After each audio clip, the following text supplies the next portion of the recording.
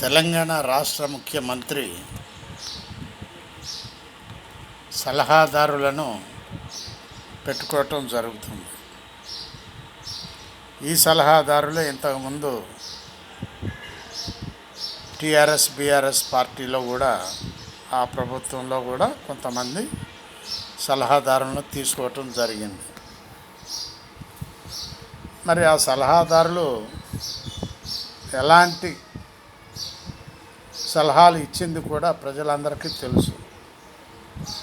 సోమేష్ కుమార్ ఇచ్చినటువంటి సలహాలు ఏంటి, ఎక్కడెక్కడ ఏమేమి పొలాలు ఉన్నాయి, ఏమేమి బినామీ పేర్ల మీద ఉన్నాయి అనేటటువంటి ల్యాండ్ గురించి ఇచ్చినటువంటి సలహాలు ఆయన ఇవ్వటం జరిగింది. అవి వాళ్ళు మన పార్టీలో ఉన్నటువంటి ముఖ్యులు తీసుకోవటం జరిగింది. ఇలాంటి సలహాలే కానీ ప్రజలకు మేలు చేసే సలహాలు ఇవ్వలేదు.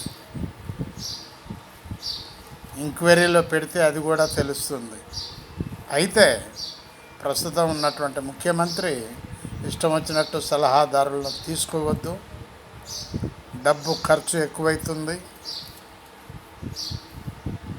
బడ్జెట్ లేదని ఒక పక్క చెబుతూ ఇంతమంది సలహాదారులు అవసరం లేదని చెప్పి ప్రజలు మాట్లాడుకోవటం జరుగుతుంది.